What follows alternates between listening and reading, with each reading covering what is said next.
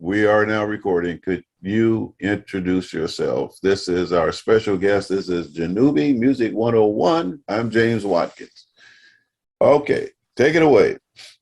Hello, Pastor Watkins. My name is Doreen Poawi. I am born Sierra Leonean, raised in America. Have been here for over 30 years. So I pretty much am considered as American. You okay? I have been for the past 20, 30 years of my life being a self-employed individual, running my own business as an entertainment manager and also as a cosmetologist, and many other umbrella that I've worn as also a real estate agent, flipping homes, which was an exciting time back in those days. But recently, due to COVID, I'm back into the 9-to-5 job. I'm just trying to survive in this great America that we live in. Yeah, we all are. Yeah. But previously, I worked in this entertainment as an event owner, the founder of Putting Sierra Leone Artists First, which was a platform that allowed us to meet every single one of the Sierra Leone musicians that are available on the social media platform or that are willing to work as a musician in this industry. That project I actually hosted with another young lady, Adeline Sandy. We were partners in that project. That gave us an opportunity to invite over 47 musicians, Sierra Leone musicians, into our location, which is in Maryland. People came from everywhere: Australia, Boston, New York, Philadelphia, New Jersey, and also our local areas. Artists came from so many places. The ones that were not able to come, they were intrigued and paid attention to our movement. From that evening, we realized that it was not only Sierra Leone musicians or Sierra Leone fan base that were interested in this type of opportunity. We were able to have special guests from Gambia, from Ghana, and also from Nigeria. Mm-hmm. They came to the event because it was unheard of, to have a house full of 47 musicians in one, just to let the community know that they exist. Because the whole purpose of the project that Adeline and I did was to introduce to our community that Sierra Leone musicians exist beyond just the few that you can count in one hand, which is the Emersons or the Shady Baby or the ABZ. We wanted the industry to know and our community to know that there are more musicians that exist from Sierra Leone. And that particular night was a great success because we were able to have that many artists in the house. Yeah, Doreen, you hit on something that I discovered back in 2020 when I first was introduced to the African music scene. I'll say Sierra Leone. Mm-hmm. Yeah, Sierra Leone music scene. And I discovered, to my surprise, that many of the artists are not paid royalties for their music. And that really, and that really took me back. I said, "What? They're recording, they're not getting the attention." And then once I realized that United States artists are played in Sierra Leone, but Sierra Leone artists are not played in the United States. And I said, this is one-sided, so to speak. This is correct. Yeah. So after I met Mohammed King Milan, of course, he's over music in Sierra Leone and TV and radio. And he is the one that introduced me to Doreen here in United States. And I was in Baltimore, but I didn't get the chance to meet Doreen while I was in Maryland. But after I came back to Orlando, then I was introduced to Doreen, and we share a lot of the concerns pertaining to the music in Sierra Leone. There is great talent I discovered in Sierra Leone, great artists, and deserve to be heard, deserve to be paid. So this is one concern that we greatly share. And this is one reason why, we're doing this interview. It will eventually turn into a podcast where we want to educate not only the American artists, but the Sierra Leone artists also how to move their music to the next level. So with all the experience that you have and all of the talents that you have, we hope to do this. So if you could just also expound on, some of the things, concerns that you have as far as the Sierra Leone artists. Sure. I can bring some lights to the difficulties why Sierra Leone musicians are not getting royalties. I feel like the Sierra Leone entertainment, it's a lot of things, but the main thing that is lacking is trust. I would say this by saying, even my own purpose of me coming into this entertainment industry is because I felt like our DJs were not playing Sierra Leone music. That's one. And my team and I will protested over and over to the point where DJs started playing Sierra Leone music, where you will actually enter events and you hear Sierra Leone music.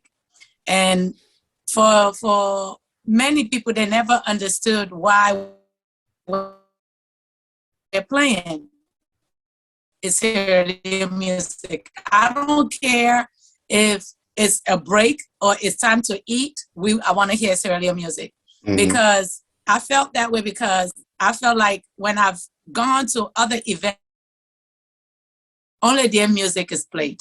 Oh, okay.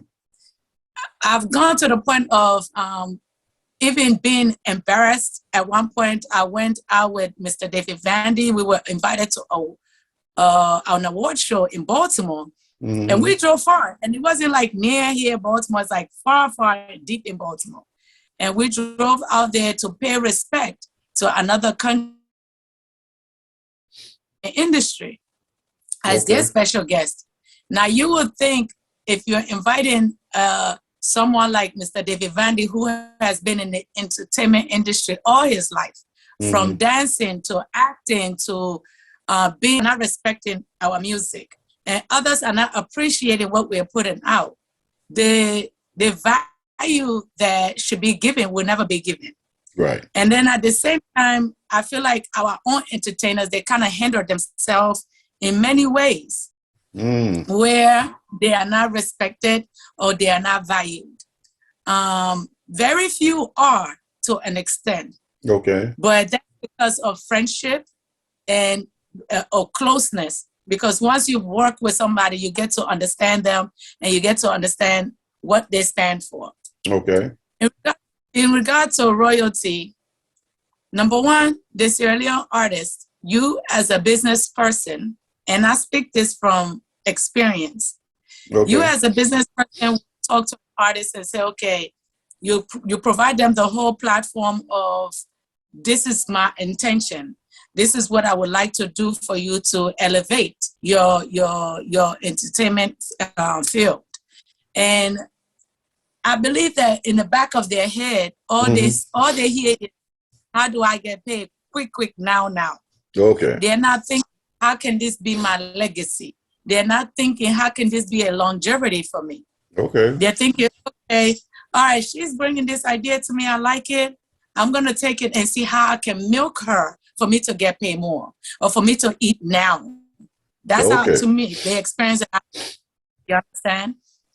And even if as a businesswoman, you're thinking, okay, I can create this outlet or platform where we can create a way for these artists to have royal. They will always go behind your back and do something else. Okay. And that's been my experience, because I've gone to the point of writing business proposals for musicians. I've gone to the point of writing bios for artists. I've gone to the point of finding production companies for artists. When you talk about Sony Record, when you talk about Arista, when you talk about bringing big people in the entertainment industry, that could be a great role or path for them to follow. But somehow, some way, they don't look at it that way. They all, in their mindset is, if you're bringing this to me, what do you want? That's their automatic thinking. If you're bringing this to me, that basically means you're eating more than I'm going to be eating. Oh, so wow. they're automatically thinking, okay, how can I eat before she eat or before he wow. eats? You know? And like I said, I don't speak for everybody. I speak for my experience. Okay. I've gone to the point of getting loans to do a show for musician. The minute that money enter my bank account, every minute this artist is calling me at 7:00 in the morning. Oh, I need some money to do this. I need some money to do that. This money has nothing to do with your needs and wants. Right. Okay. This is business. This money is for the purpose of your show, to make sure the show has a great turnout. And at the end of the day, any loans that we're taking, we have to give back. They say it takes this businessman is not giving me money for me to just splurge it and enjoy my life with it or enjoy your life with it. Right. For him, for us to do this show, for us to make sure whatever we do at this show, he get a percentage. That's how business runs. Yeah. But their mindset is not like that. Automatically, they think, okay, if this person can get this money for me, how can I screw her over for me to get this money on my own, and I can do my own show? And this actually happened. Wow. I hate to interrupt, but You're fine. I know this interview is going way over 15 minutes, but this is so interesting and it's 15 minutes, but let's go. Yeah, but you know what? A lot of the things that you just explained here in the United States, these local artists, they think the same way. They want the money now. I remember when the labels used to give advances, upfront money, but they had no idea that they had to pay that money back. Right. The label is going to recoup all that money before you get a dime. So the thing is, you are put in. Thank you. You're in debt. You're indebted to the label. Yeah. And they will go out and just spend and splurge, and then they wonder why or where's the money. And when the company trying to tell them, look, you're not going to get paid until we recoup up the money that we gave you. So that's true. Yeah, there is so much education need to be shared with the local artists on the industry. There's one book that I always refer and recommend. It's called This Business of Music. You can get it on Amazon. It's only like $27. It explains the entire industry and how it works. But I find that most artists they fail to get the book and to read it and to try to educate themselves on how the industry works. But what you have shared some very, very important parts and tidbits of what really occurs in the minds of these artists. Yes. So before we end, I want you to give some final remarks or the recommendation of how you would share or try to encourage the local artists to educate themselves and to understand how the industry really works instead of how they want it to work. Okay? If you could do that. I can definitely do that.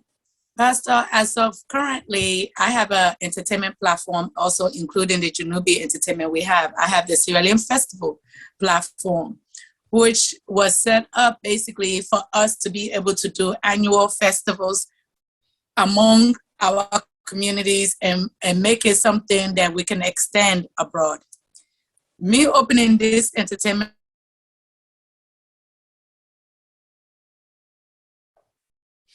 and I have a Jnubi entertainment.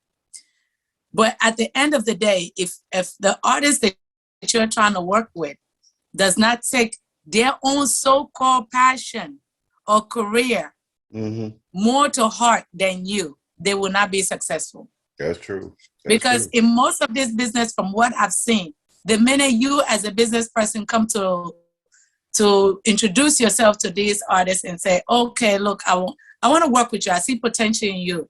I see that you are driven, you have great music. This is what we can do with it.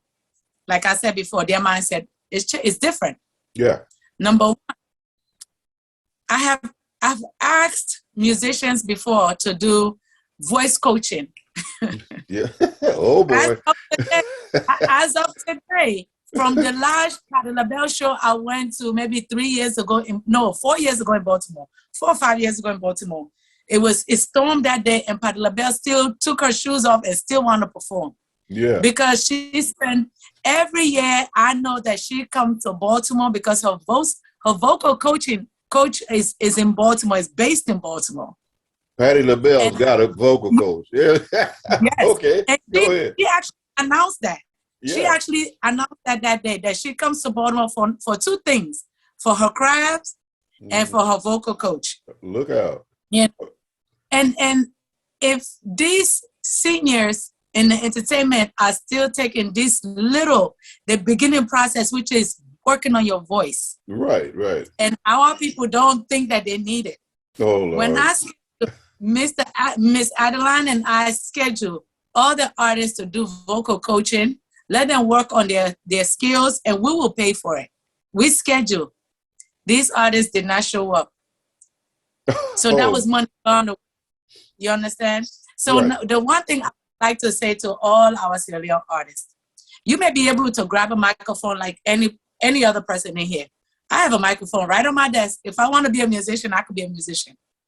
I have a microphone set in my basement. If I want to be a musician, all it takes is me just to make it at that time, and I can be that. But you know what? That's not what my passion is. My passion is in the business. So all I'm asking is our entertainment industry is to actually listen to the people that are trying to advise them, or the people that are trying to help them, and not try to take advantage of them. Right. Oh my goodness. Because I mean, I'm not saying that there are not people out there trying to take advantage. Oh yeah.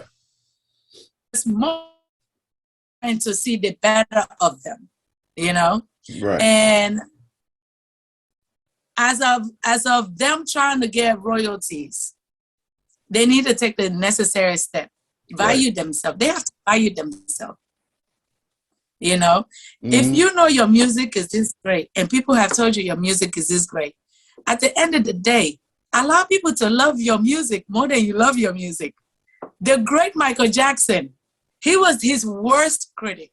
Yes. Anybody know that? He was. The great Whitney Houston, she was her worst critic. Yeah. And she took vocal lessons. Yeah. She took vocal lessons. Yes, she did. Yes, she did. You know? But at the end of the day, if you're thinking you just go get on the mic and you're singing A, B, C, D, A, B, C, D, and you're like, oh, that music is hot. This is the shit. At the end of the day, only you are loving your music. Yeah, right. Allow others to appreciate your music. You know? Right. Talk to DJs. Because even in the American industry, like when I brought all those artists here a couple of years ago, one of the things that I was trying to do, that I channeled to do, was, since we were going to have one major comedian and then another comedian who is an actor but great musician at the same time, he's like a one big package because he's great at everything he put his hand on. This is succulent. He's a great musician. He's a rapper. He's a love song singer. He's R&B. He's dance hall. He's just he's like a one big package, and Okay. he's an actor, you know. But one of the things I was trying to do was to have a comedy outlet in DC, where while they're here, they improv. Everybody heard of improv. So I was trying to have those two comedians to have that outlet, even though he's a musician, but him and another, and then the rest of the other artists, they will have a show.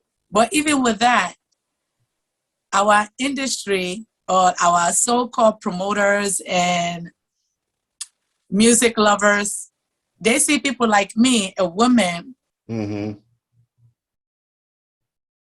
it's unfortunate. Yes, it is. And I always tell any man, women, we open doors. We open doors. In most cases, yes, you are a man. You think you can make a business run, but we open that door for you to go through and run it. Yeah. You know? So I made many of these artists that are here now, over 20-something artists are in this country right now. Because of what? Because of a woman. Because of a woman's dream and interest and love.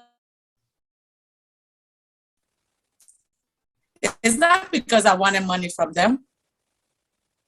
I paid for most of the things that happen for them. My sponsorship paid for most of the things that happen for them. Nobody would have thought about them. My team and I did not initiate for this thing to happen. In all of that, all I'm saying is musicians need to give patience and have a little bit of trust in people that will have the best interest for them. And not always be thinking selfishly, trying to take advantage, trying to make the money right now. If you're a musician, look at you, Pastor, you have been in the entertainment industry forever. I believe you said 14 or so or 17 or so, but you're still in it. Your daughter is one of the great musicians that are out there. Thank you. Yeah, thank you. So, I mean, she is. I haircut like your daughter. Yeah. I have as you see, I'm still rocking the color that she rocked. All right now. All right, T-Boz. She was great. T-Boz, the whole group of ladies made our sister rest in peace, you know, but these were beautiful young ladies that started that like that. To me, it was a platform that was almost escaping because we had the Salt and Peppers. And they were getting older, and we needed a newcomers. Right. You know, and Left Eye and T-Boz and them, they came together and they did this. They created this platform for let women know that they can do it too. Yeah. You know, and all I'm saying is give a person a chance for them to show what they can do. Don't look at it and from the back like, okay, I'm going to, the person I have for you may be a lucrative idea, everything, but in the back of their mind, they want success for you. Nobody's going to put their money and time on you if they're not thinking success. That's right. Nobody. That's right. Nobody. So if somebody is willing to put their money on the line for you, have it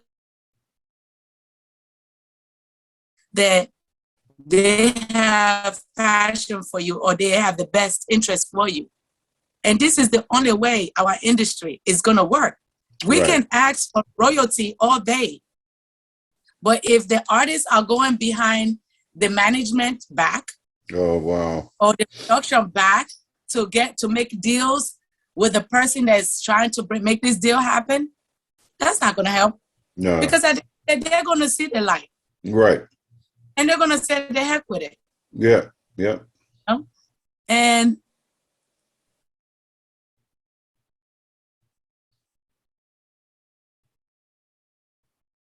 why should that person believe what you got to say? Circle have been chasing its own tail. Everybody's doing the same thing, you know? Right. So that's to our entertainment. And I'm looking forward to Jnubi in Sierra Leone. Oh, yeah. We're coming. We're going to do this thing. All right.